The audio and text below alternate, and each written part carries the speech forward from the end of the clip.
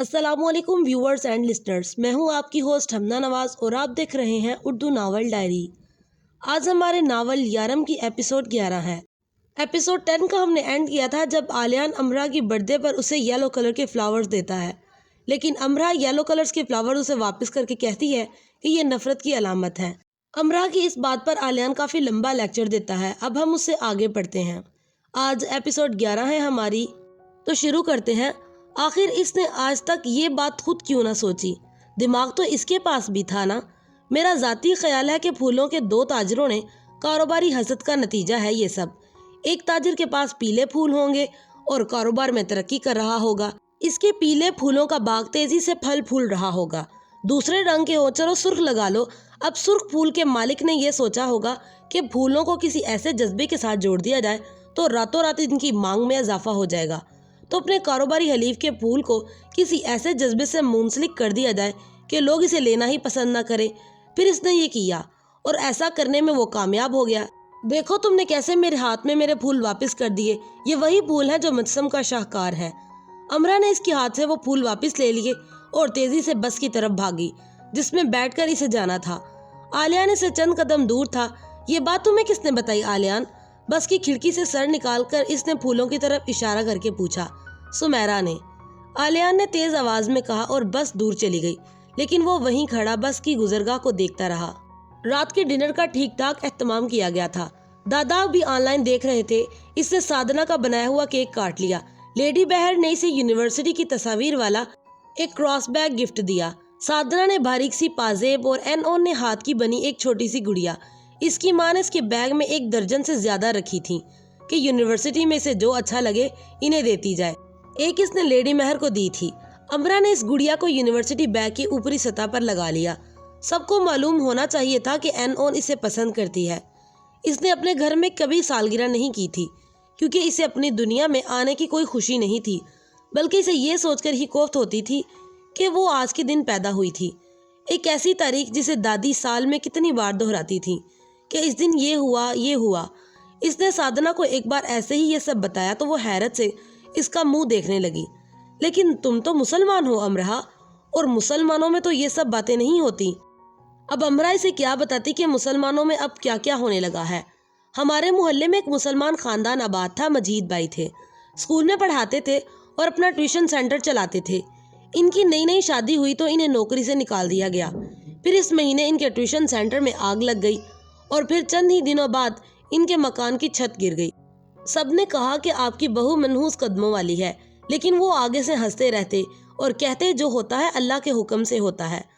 2-3 साल बराबर इनके साथ ऐसे ही कुछ होता रहा, लेकिन उन्होंने कभी एक बार भी लोगों की बातों पर कान नहीं धरे कि ये सब इनकी शादी के बाद इनकी बीवी के कदमों से हुआ है। वो सबसे यही कहते कि हमारे मजहब में ऐसा कहने और सोचने से मना किया गया है। साधना आतिशदान के करीब बैठी आर्यन के मोजे बुन रही थी और बहुत मुअद्दल अंदाज से इसे बता रही थी। इसके पास साधना के इस सवाल का जवाब नहीं था कि वो मुसलमान होते हुए ऐसा क्यों सोचते हैं। इसका जवाब इसकी दादी, इसकी अम्मा और खानदान के बाकी लोगों के पास था। वही बता सकते थे कि कुरान पाक में ऐसा कुछ नहीं लिखा। फिर वो कहाँ से सीख सीख कर ये सब कहते और करते हैं। ये सब करते करते क्या वो भूल जाते हैं कि एक दिन इनके कहे एक एक लफ्ज का हिसाब किताब होगा। जो किया होगा इसके बारे में पूछा जाएगा तो ये कौन सा जवाब घर कर देंगे? यही कि वो कम अकल और अनजान थे। इसके जवाब दुरुस्त माना जाएगा क्योंकि जो कलाम पाक पढ़ता है वो ना तो कम अकल है और ना ही अनजान है, अगर ठीक ठीक पढ़ता है तो। जी क्या मसला है आपका? नफ्सियाती डॉक्टर। मैं फ्रेशर फ्लू का शिकार हूँ, नया स्टूडेंट। ओ, लेकिन इसका कोई इलाज नहीं। पुरसकून रहे, वक्त इस फ्लू को नॉर्मल कर देगा। वो कमोबेश सब नए आने वालों में से इसके तासुरात ज़ाइल हो चुके थे। वेलकम वीक के बाद गाहे बगाहे ये सब इस्लाहात अपने सीनियर्स और प्रोफेसर से सुनने को मिली, कभी तंजन और कभी मजाकन। यूनिवर्सिटी में नए आने वाले स्टूडेंट्स को मैनचेस्टर यूनी और शहर का जो बुखार चढ़ता है इसे फ्रेशर फ्लू कहा जाता है। इस फ्लू के हामिल फ्रेशर्स बहुत ज़्यादा बोलते हैं, एकदम से सब जान लेना चाहते हैं, रात रात भर जागते हैं, बहुत खाते हैं, बिला वजह ही यूनी और शहर में घूमते फिरते रहते हैं। मैनचेस्टर नाइट लाइफ से ऐसे लुत्फानंदोज होते हैं जैसे पढ़ने नहीं सियाहत करने घर से निकले हैं। शुरू में अमरा मैनचेस्टर यूनी का एक चक्कर लगाया करती थी और बिला वजह ही मुख्तलिफ डिपार्टमेंट्स में घूमती फिरती। तो दाइम वगैरह का ग्रुप इसे बहुत संजीदगी से कहा करता, थोड़ा वक्त लगेगा लेकिन तुम ठीक हो जाओगी, यूनी भागी नहीं जा रही, तुम 2 साल में आराम से एक एक प्रोफेसर, स्टूडेंट, डिपार्टमेंट, गर्दन, लाइब्रेरी, म्यूजियम घूम फिर कर देख लेना। अपने इस फ्लू को थोड़ा कम करने की कोशिश करो। इतनी संजीदगी से की गई नसीहत के बावजूद भी हफ्ते में 2 बार तो वो ज़रूरी यूनी म्यूजियम जाती। फारिग वक्त मिलता तो वो दूसरे डिपार्टमेंट्स और बाग देखती रहती। लेकिन अब चूंकि इस फ्लू के असरात ज़ायल हो चुके थे, अब तो वो अपने डिपार्टमेंट तक ही चली जाती तो बहुत बड़ी बात लगती थी। जब जब इसे असाइनमेंट मिलती, इसकी जान पर बन जाती। इसे लगता इसे असाइनमेंट नहीं होगी और इसे यूनी से निकाल दिया जाएगा। फिलहाल अभी तक निकाला तो नहीं गया था, लेकिन इसे निकालने के बारे में अमन सोचती जरूर रहती थी। ऐसे वक्त में पढ़ाई एक अजदहा बन जाती है जो हड़प कर जाने के लिए तैयार नजर आती है। पहला सेमेस्टर अपने इख्तिताम के करीब था। हर एक के हाथ में किताब और वैनिला कोक नजर आती। लाइब्रेरी की तरफ आमदरफ्त ऐसे थी जैसे वहाँ बनने बनाए असाइनमेंट मिल रहे हैं। एक दूसरे की शक्ल देखते ही पहला सवाल किया जाता, असाइनमेंट मुकम्मल हो गई क्या? ज्यादा लड़के नाम में सर हिलाते नजर आते। दूसरा सवाल, कितने फीसद हो गई? अमरा की कुल मिलाकर 6 असाइनमेंट्स थी। 4 पर वो काम मुकम्मल कर चुकी थी, 5वें पर मुकम्मल होने में नहीं आ रहा था, जो जॉन मिल्टन की लॉस्ट प्राइडेस के किरदार माइकल और राइफल के शैतान के तज्जिए पर मुश्तमिल था। जॉन मुल्तान के किरदारों को पढ़ लेना किसी मौके से कम नहीं था, और फिर कहाँ इनके तजर्बे लिखना। जिसे अच्छी तरह से एपिक पोएम की ही समझ नहीं आई थी, वो अच्छी तरह इस पर काम कैसे कर सकती थी? यानी अच्छी तरह काम करने के लिए इसे मामूली से ज़्यादा मेहनत करने की ज़रूरत थी। असाइनमेंट मुकम्मल करने और जमा करवाने के इस दौरानिए में यूनी के हर स्टूडेंट को देखकर ऐसे लगता कि इस बेचारे का कुछ खो गया है और वो पूरी जान लगाकर इसे तलाश कर रहा है। यहाँ एक वजनी पत्थर इनके सरों पर लटक रहा है, किसी भी वक्त गिर सकता है। इन दिनों अगर कोई फजूल गप्पे हाँकता कहीं नजर आ जाता तो इस पर जी भर कर रश्क आता, क्योंकि वो काबिल लायक फाइक स्टूडेंट अपनी असाइनमेंट मुकम्मल कर चुका होता। इसे देखकर ये अहद किया जाता कि अगले सेमेस्टर तक हम खुद को भी इतना लायक फाइक बना लेंगे और दूसरे हमें देखकर रश्क किया करेंगे, और यह अहद फिर अगले सेमेस्टर में किए जाते। अमरा को हर हाल में अपनी कारकर्दगी बेहतर करनी थी। इसे इंग्लिश, लिटरेचर और लसानियत में एमस्ट्रेस करना मुश्किल लग रहा था, बल्कि बहुत मुश्किल। लेकिन वो अपनी बाकी क्लास फेलोज को देखती तो सोचती, ये भी तो तनदही से पढ़ रहे हैं ना, तो इसे भी पढ़ना था। कैसे भी करके 75% तो इसे हर हाल में पहले सेमेस्टर में लेने ही थे। यूनी में इसकी पहली क्लास थी। सर रॉबर्ट ने क्लास में आकर अपना तारुफ करवाया और इनके सामने हाथ से बने कार्ड रख दिए। कार्ड पर्पल रंग के थे, जिस पर पीले रंग का UOM first semester first day first class लिखा था और कोने में सर रॉबर्ट के दस्तखत थे। इस पर आप सब अपना नाम, अपना तारुफ लिखें और ये भी लिखें कि आप 100% में से कितने फीसद खुद को चैलेंज करते हैं। इस चैलेंज पर अपना मोटो भी लिखें और कार्ड मुझे वापस कर दें। सब ने कार्ड लिखे और फिर बारी बारी सर रॉबर्ट ने कार्ड पढ़ने शुरू कर दिए। वो जिसका कार्ड पढ़ते वो खड़ा हो जाता और हाथ हिलाकर सबको हाय कहता। ये अरबी किसने लिखी है? अमरा ने गर्दन घुमाकर नजर क्लास पर डाली। वहाँ इसे कोई स्टूडेंट भी अरब से नजर नहीं आ रहा था। वो खड़ी हो गई। ये उर्दू होगी सर। अमरा ने कार्ड की तरफ इशारा किया। सर रॉबर्ट ने कार्ड का रुख इसकी तरफ किया कि वो पहचान ले।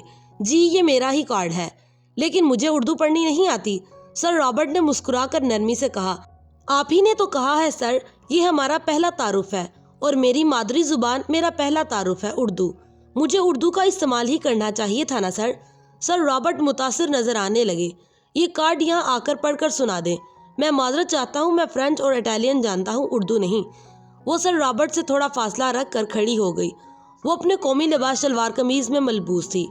2 और पाकिस्तानी लड़कियों के कार्ड सर रॉबर्ट पढ़ चुके थे और इन्होंने इंग्लिश में ही कार्ड लिखे थे।